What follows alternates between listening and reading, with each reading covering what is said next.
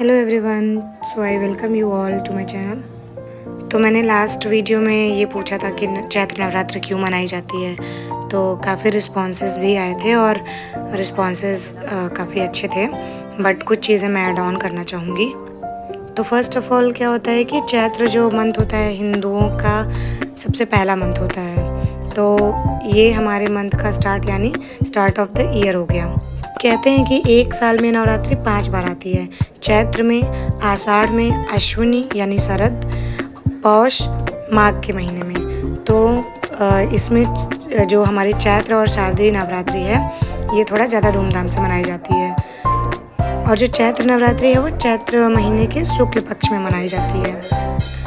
और जो हमारी पौष आषाढ़ के महीने की नवरात्रि होती है उसको गुप्त नवरात्रि कहते हैं। कहा जाता है कि उस नवरात्रि में तंत्र की साधना की जाती है। तो जो लोग पारिवारिक होते हैं वो चैत्र और शारदीय नवरात्रि को ही मनाते हैं। और मराठी लोग जैसे जो हमारी चैत्र नवरात्रि होती है उसको गुड़ी पाड़वा बोलते हैं। कश्मीरी हिंदू जो होते हैं वो नवरे, आंध्र प्रदेश, तेलंगाना और कर्नाटक में इसे उगादी के नाम से बोलते हैं। तो ये हमारा फेस्टिवल 9 दिन तक चलता है और जो हमारा लास्ट डे होता है उसको रामनवमी भी कहते हैं, क्योंकि इस दिन भगवान राम का जन्म दिवस होता है। तो आइए जानते हैं कि चैत्र नवरात्रि से जुड़ी हुई पौराणिक कथा कौन सी है। तो कहा जाता है कि जब धरती पर महिषासुर का आतंक बहुत बढ़ गया था तो और उसको वरदान भी बहुत ज़्यादा अच्छा मिला था। कोई भी देवता दानव कोई उस पर विजय नहीं प्राप्त कर सकता था। तो ऐसे में देवताओं ने माता पार्वती को प्रसन्न करके उनसे कहा कि उनकी रक्षा करें। फिर माता जी ने अपने अंश से 9 रूप प्रकट किए जिन्हें देवताओं ने अपने अपने शस्त्र देकर शक्तिशाली बनाया। तो ये जो घटना हुई थी ये चैत्र महीने की प्रतिपदा तिथि यानी पहले दिवस से शुरू होकर 9 दिन तक चलती है। और यही कारण है कि चैत्र नवरात्रि 9 दिन तक मनाई जाती है। तो आइए अब जानते हैं कि चैत्र नवरात्रि और शारदीय नवरात्रि में क्या डिफरेंस है। तो जो शारदीय नवरात्रि होती है उसको महानवरात्रि या मुख्य नवरात्रि भी कहते हैं, जो अश्विन शुक्ल पक्ष की प्रतिपदा तिथि को मनाई जाती है, जो कि ऑलमोस्ट अक्टूबर या नवंबर में पड़ती है। और उस टाइम में पूरे भारत में माता दुर्गा की मतलब मूर्तियाँ रखी जाती हैं बड़ी बड़ी। तो अगर पौराणिक कथाओं के अनुसार देखा जाए तो इसमें क्या हुआ था कि माता जी का महिषासुर से 9 दिन तक लड़ाई हुई थी और इसी समय माता ने महिषासुर का वध किया था। साथ ही साथ एक और कहानी है जिसमें श्री राम जी ने रावण का वध किया था नवमी के बाद यानी 10वीं को, जिसको हम लोग विजयदशमी के नाम से जानते हैं। और उस दिन हम रावण का पुतला जलाते हैं, ये सब तो आप सब जानते ही होंगे। तो कहा जाता है कि जो चैत्र नवरात्रि होती है वो आध्यात्मिक इच्छाओं की पूर्ति के लिए होती है, जबकि जो शारदीय नवरात्रि होती है वो सांसारिक इच्छाओं की पूर्ति के लिए होती है। सांसारिक इच्छाएं कैसे? जैसे जब शारदीय नवरात्रि आती है तो हम लोग क्या करते हैं, रामलीला करते हैं, दुर्गा पूजा होती है, गरबा, डांडिया, ये सबसे हमें सांसारिक सुख मिलता है। और जबकि चैत्र नवरात्रि में हम लोग पूजा करते हैं सिर्फ माता की, मूर्तियाँ जनरली नहीं, आई मीन उतनी बड़ी सी जैसा हम शारदीय नवरात्रि में करते हैं वैसी मूर्तियाँ नहीं रखते हैं। और सिर्फ हम माता की पूजा उपासना करते हैं सिद्धि पाने के लिए या मोक्ष पाने के लिए। तो ये इन्फॉर्मेशन थी जो मैं देना चाहती थी चैत्र नवरात्रि और शारदीय नवरात्रि के बारे में। तो हमारी इस बार की नवरात्रि जो थी वो अमृत सिद्धि योग में पड़ी हुई थी, क्योंकि जो हमारा पहला नक्षत्र होता है वो अश्विनी है।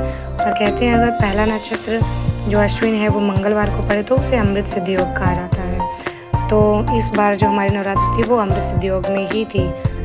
और इस जो अद्भुत योग है इसके बारे में अथर्ववेद में भी बताया गया है कि अगर इस योग में पूजा करें माता की तो मृत्यु के समान जो भी कष्ट होते हैं उनसे मुक्ति मिलती है। तो होप आप सबको ये जानकारी पसंद आई होगी। तो आगे वीडियो आप लोग देखिए। ये चंद्रिका माता का मंदिर था जहाँ हम घूमने गए थे, और यहाँ पे पॉन्ड था, महादेव जी का भी मूर्ति था।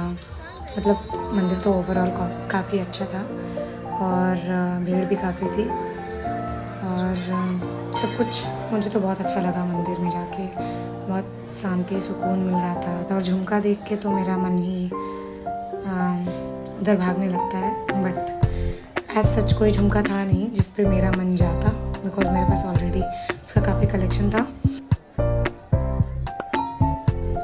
और ये स्क्रंची मुझे बहुत पसंद आ रही थी, और कुछ छोटे छोटे क्लचर्स ऐसे लिए मैंने। तो कहीं जाओ और शॉपिंग न करो, ऐसा नहीं होता, और लड़कियां शॉपिंग न करें, बहुत ही रेयर होता है ऐसा।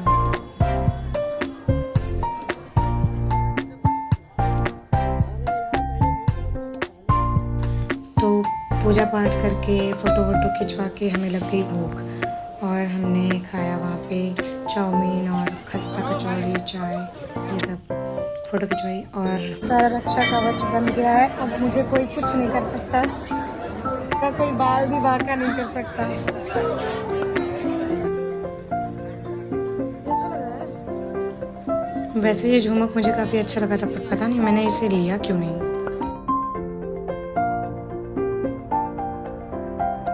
तो कहीं घूमने जाओ और कुछ लेकर ना आओ, ये हो नहीं सकता। और सेरेमिक के बर्तन मुझे बहुत ज़्यादा पसंद है, सेरेमिक और कांच के। तो मैं ये चीज़ें लेके आई हूँ मंदिर से। ये बहुत क्यूट सा है, मुझे बहुत अच्छा लग रहा था। और फिर थोड़ा सा अपने लिए मैंने कुछ एसेसरीज ली थी। आई लव इट, छोटे छोटे प्यारे से ईयररिंग, क्यूटेस्ट वन,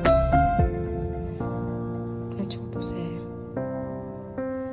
पर बहुत प्यारा है।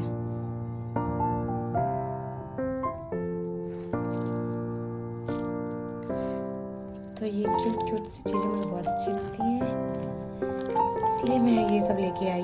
ये भी काफ़ी क्यूट है, बहुत अच्छा लग रहा है। वैसे तो मैं बड़े इयररिंग्स पहनती हूँ, बट इनको देख के मेरा बहुत मन हुआ कि मैं ये ले लूँ, इसलिए मैंने ले लिया। मस्त लग रहा है।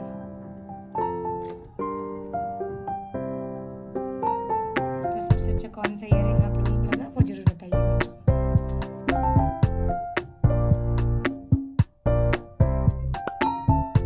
और अगर आप सबको ये जानकारी पसंद आई है तो प्लीज़ इसे फॉरवर्ड करें सबके साथ, और लाइक करें, शेयर करें, कमेंट करें। Thank you for watching.